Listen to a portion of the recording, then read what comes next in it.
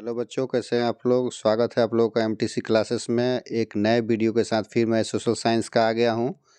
आइए इसमें क्वेश्चन सब हम लोग देख लेते हैं। परीक्षा आ गया है तो परीक्षा में एकदम धड़ाधड़ वीडियो आ रहा है। आप लोग केवल देखते जाइए, इससे अधिक कोई क्वेश्चन नहीं आएगा आपका। बस सोशल साइंस का पूरा वीडियो देख लीजिए। सभी विषयों का वीडियो मैं डाल रहा हूँ, तो सभी विषयों का वीडियो आप लाइन से देखते जाइए। इससे बाहर से क्वेश्चन नहीं आएगा, इतना मुझे पूरा विश्वास है। ठीक है, ऐसे आप परीक्षा दीजिएगा तो कमेंट कीजिएगा ही, तो आपको पता चल जाएगा। आइए पहला क्वेश्चन में आते हैं। निम्न में से कौन को प्राथमिक क्षेत्र कहा जाता है? ए सेवा क्षेत्र, बी कृषि क्षेत्र, सी औद्योगिक क्षेत्र और डी इनमें से कोई नहीं। तो फर्स्ट का बी हो जाएगा। कृषि क्षेत्र को प्राथमिक क्षेत्र कहा जाता है। ठीक है। और दूसरा नंबर क्वेश्चन है कि भारत का केंद्रीय बैंक कौन है? A reserve bank of India, B क्षेत्रीय ग्रामीण bank, C state bank of India और डी पंजाब नेशनल बैंक। ये बहुत बार क्वेश्चन पूछता है, तो इसका ए हो जाएगा reserve bank of India.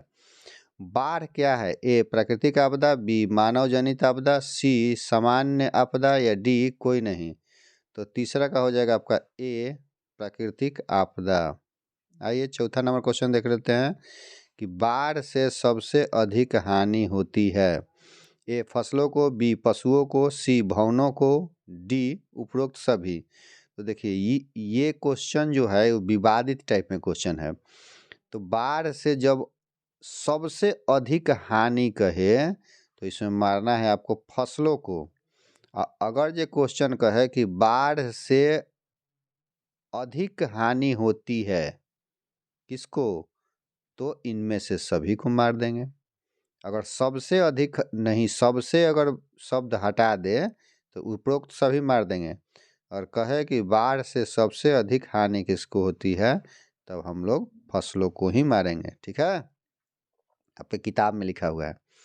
5 number question में आते हैं। रक्त एवं लौह की नीति का अवलंबन किसने किया? ए मेजनी, बी हिटलर, सी बिस्मार्क और डी विलियम। तो पांचवा का कौन सा हो जाएगा? तो पांचवा का सी हो जाएगा, बिस्मार्क। छठा नंबर क्वेश्चन है कि स्पिनिंग जेनिंग का आविष्कार कब हुआ? ए 1967, बी 1770, सी 1773 और डी 1775। तो स्पिनिंग जेनी का आविष्कार आपको हुआ छठा का बी 1770 में हुआ। याद रखना है 1770। जिस भी ऑप्शन में रहेगा उसको खोज करके मारेंगे। ठीक है। 7 नंबर क्वेश्चन देख लेते हैं। मरुस्थलीय मृदा का विस्तार निम्न में से कहाँ है? ए उत्तर प्रदेश, बी राजस्थान, सी कर्नाटक, डी पंजाब। तो सातवां का आंसर क्या हो जाएगा? तो सातवां का बी हो जाएगा। मरुस्थल सबसे ज़्यादा राजस्थान में होता है, आप लोग जानते हैं। 8 नंबर क्वेश्चन है। 8 नंबर क्वेश्चन में कह रहा है कि सीमेंट उद्योग का सबसे प्रमुख कच्चा माल क्या है? ए चूना पत्थर, बी बॉक्साइट, सी ग्रेनाइट और डी लोहा अयस्क। तो हम लोग जानते हैं कि चूना पत्थर से ही सीमेंट बनता है, इसलिए उसका कच्चा माल चूना पत्थर हो गया। 9 नंबर क्वेश्चन। भारत में हुए 1977 के आम चुनाव में किस पार्टी को बहुमत मिला था? ए कांग्रेस पार्टी को, बी जनता पार्टी, सी कम्युनिस्ट पार्टी को या डी किसी पार्टी को भी नहीं। तो 9 नंबर का क्वेश्चन क्या हो जाएगा? तो 9 नंबर का क्वेश्चन आंसर आपका बी हो जाएगा, जनता पार्टी को। 10 नंबर क्वेश्चन कह रहा है कि क्षेत्रवाद की भावना का एक कुपरिणाम है। ए अपने क्षेत्र से लगाव, बी राष्ट्रहित और डी सी राष्ट्रीय एकता और डी अलगाववाद। तो जहां पर भी कुप्रभाव का बात हो तो अलगाववाद आ जाएगा। ठीक है। 11 नंबर क्वेश्चन कह रहा है कि जिस देश की राष्ट्रीय आय अधिक होती है वह देश क्या कहलाता है? जहां ज्यादा कमीनी होगा उसको क्या कहेंगे हम लोग, बताइए। अविकसित, बी में विकसित, सी अर्ध विकसित या डी इनमें से कोई नहीं, बताइए। तो 11 का क्या हो जाएगा? तो 11 का बी हो जाएगा, विकसित हो गया वो। प्रत्यक्ष कर के अंतर्गत निम्न में से किसे शामिल किया जाता है? ए आयकर, बी उत्पाद कर, सी बिक्री कर या डी कोई नहीं। इसमें से कौन सा हो जाएगा 12 का? तो 12 का हो जाएगा ए आयकर। ठीक है। अब आइए हम लोग 13 नंबर से क्वेश्चन देखते हैं। 13 नंबर में है कि इनमें से कौन प्राकृतिक आपदा नहीं है? ए सुनामी, बी बाढ़, सी भूकंप या डी आतंकवाद। तो कौन सा प्राकृतिक आपदा नहीं है, बताइए। तो इसमें से डी हो जाएगा। आतंकवाद जो है ना, ये आदमी फैलाता है, इसलिए यह प्राकृतिक आपदा नहीं है। 14 नंबर है कि सूखा किस प्रकार की आपदा है? ए प्राकृतिक आपदा, बी मानव जनित आपदा, सी सामान्य आपदा, डी इनमें से कोई नहीं। तो सूखा हो, बाढ़ हो, भूकंप हो, सुनामी हो, ये सभी प्राकृतिक आपदा के अंतर्गत आते हैं, तो ये भी प्राकृतिक आपदा है। 15 नंबर क्वेश्चन कर रहा है कि बोल्शेविक क्रांति कब हुई? और इसका ऑप्शन दिया हुआ है कि फरवरी 1917, बी में है नवंबर 1917, सी में है अप्रैल 1917 और डी में है जुलाई 1905। तो बोल्शेविक क्रांति कब हुई 15 का? तो 15 का हो जाएगा बी, नवंबर 1917 में। 16 नंबर क्वेश्चन कर रहा है कि हिंद चीन पहुंचने वाले प्रथम व्यापारी कौन थे? ए अंग्रेज, बी फ्रांसीसी, सी पुर्तगाली या डी डच। तो कौन थे बताइए? तो सी हो जाएगा आपका पुर्तगाली। अगला क्वेश्चन में आते हैं 17 नंबर में, असहयोग आंदोलन का प्रस्ताव कांग्रेस के किस अधिवेशन में पारित हुआ? असहयोग आंदोलन, ए सितंबर 1920 कलकत्ता में, बी अक्टूबर 1920 अहमदाबाद, सी नवंबर 1920 फैजपुर या डी दिसंबर 1920 नागपुर। तो 17 का क्या हो जाएगा आंसर? तो 17 का ए आंसर सही हो जाएगा। सितंबर 1920 कलकत्ता में जो है असहयोग आंदोलन का प्रस्ताव कांग्रेस के अधिवेशन में पारित हुआ। आइए 18 नंबर में देखते हैं, राष्ट्रीय स्वयंसेवक संघ की स्थापना कब और किसने की? तो ए है 1923 गुरु गोवलकर, और बी है 1925 केवी हेडगेवार, और सी है 1926 चित्तरंजन दास, और डी है 1928 लालचंद। इसमें से कौन हो जाएगा? तो इसमें से बी ऑप्शन सही हो जाएगा, 1925 केवी हेडगेवार। 19 नंबर क्वेश्चन है, कह रहा है कि इंग्लैंड में सभी स्त्री एवं पुरुषों को वयस्क मताधिकार कब प्राप्त हुआ?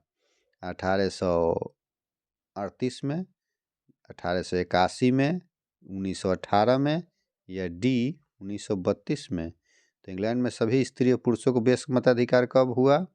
तो 19 का क्या हो जाएगा? 19 का सी हो जाएगा, 1918 में वहाँ के स्त्री पुरुषों को मताधिकार का अधिकार मिल गया। ठीक है, वयस्क मताधिकार का।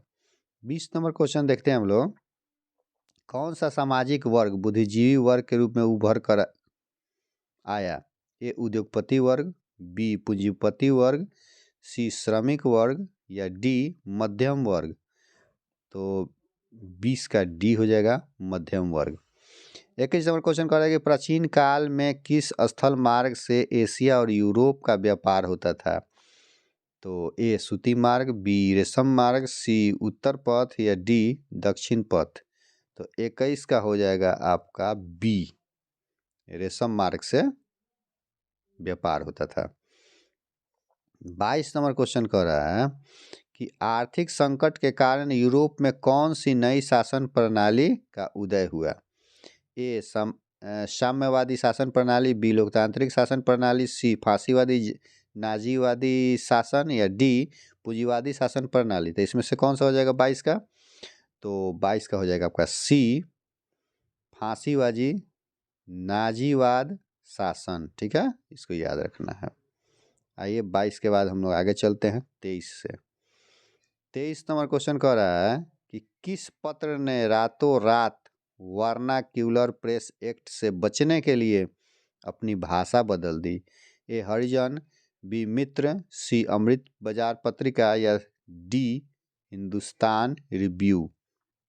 तो कौन सा ऐसा प्रेस था जो जिसने अपनी भाषा को ही बदल दिया? तो 23 का आंसर हो जाएगा सी अमृत बाजार पत्रिका उसका नाम था।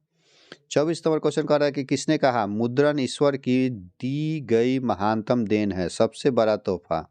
ए Mahatma Gandhi, B Martin Luther, सी पैगंबर मोहम्मद या डी ईसा मसीह। तो किसने कहा था? तो 24 का बी हो जाएगा, मार्टिन लूथर। अगला क्वेश्चन कर रहा है कि सोपानी कृषि किस राज्य में प्रचलित है? ए हरियाणा, बी पंजाब, सी बिहार या डी उत्तराखंड। तो सोपानी कृषि जो है यह होता है उत्तराखंड में, याद रखना है। ठीक है, अगला क्वेश्चन में हम लोग आते हैं। अगला क्वेश्चन में कह रहा है कि 26 नंबर कि प्राणियों के शरीर में कितना प्रतिशत जल की मात्रा निहित होती है? ए 55%, बी 60%, सी 65% या डी 70%। तो प्राणियों के शरीर में 65% जल की मात्रा होती है। ठीक है। 27 नंबर क्वेश्चन कर रहा है कि वन संरक्षण एवं प्रबंधन की दृष्टि से वनों को कितने वर्गों में वर्गीकृत किया गया है? ए 4 वर्गों में, बी 3 वर्गों में, सी 5 वर्गों में या डी इनमें से कोई नहीं। तो 27 का आंसर आपका बी हो जाएगा, 3 वर्गों में। 28 नंबर क्वेश्चन कर रहा है कि एक एनजीओ की वानिकी रिपोर्ट के अनुसार 1948 में विश्व में कितने हेक्टेयर भूमि पर वन का विस्तार था? बताइए। एनजीओ के रिपोर्ट के अनुसार ऑप्शन है ए 600 करोड़ हेक्टेयर, बी है 400 करोड़ हेक्टेयर में, सी है 800 करोड़ हेक्टेयर में और डी है 500 करोड़ हेक्टेयर में। तो 28 का क्या हो जाएगा? तो 28 का बी हो जाएगा, 400 करोड़ हेक्टेयर में। 29 नंबर क्वेश्चन कर रहा है कि 1 टन इस्पात बनाने में कितने मैग्नीज का उपयोग होता है? ए 5 किलोग्राम, बी 10 किलोग्राम, सी 15 किलोग्राम या डी 20 किलोग्राम। तो 29 का बी हो जाएगा आपका 10 किलोग्राम। 30 नंबर क्वेश्चन कर रहा है कि कोयले का सर्वोत्तम प्रकार कौन सा है? सबसे अच्छा कोयला कौन होता है? ए एंथ्रासाइट, बी पीट, सी लिग्नाइट या डी बिटुमिनस। तो 30 का हो जाएगा ए एंथ्रासाइट। ठीक है। आगे हम लोग पढ़ते हैं, 31 नंबर में आते हैं। इनमें से कौन सा उपभोक्ता उद्योग है? ए पेट्रो रसायन, बी लोहा इस्पात, सी चीनी उद्योग या डी चितरंजन लोकोमोटिव। कौन सा होगा इसमें? 31 का बताइए। 31 का सी हो जाएगा, चीनी उद्योग। 32 नंबर क्वेश्चन कर रहा है कि भारतीय अंतर्देशीय जलमार्ग प्राधिकरण का गठन किस वर्ष किया गया था? ए 1986, बी 1988, सी 1989 या डी 1985। तो 32 का क्या हो जाएगा बताइए? तो 32 का ए हो जाएगा 1986। 33 नंबर क्वेश्चन कर रहा है कि पाइराइट किस प्रकार का खनिज है? ए धात्विक, बी अधात्विक, सी परमाणु या डी ईंधन। बताइए। तो 33 का हो जाएगा ए धात्विक है। और 34 नंबर क्वेश्चन में हम लोग आ जाते हैं। 34 नंबर क्वेश्चन कर रहा है कि 2001 की जनगणना के अनुसार बिहार की नगरीय आबादी है? ए 20.5%, बी 15.5%, सी 10.5% या डी 25.5%। तो ये चारों में से 2001 की जनगणना के अनुसार बिहार की नगरों की आबादी कितना परसेंट है? 34 नंबर का सी हो जाएगा, 10.5%। ठीक है। अब आते हैं हम लोग आगे। उम्मीद है कि वीडियो आपको बहुत अच्छा लग रहा होगा।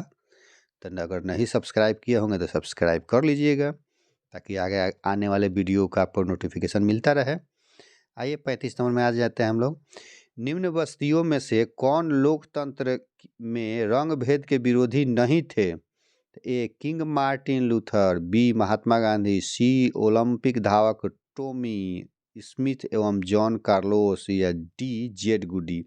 इसमें से कौन सा हो जाएगा बताइए? तो डी हो जाएगा, जेड गुडी।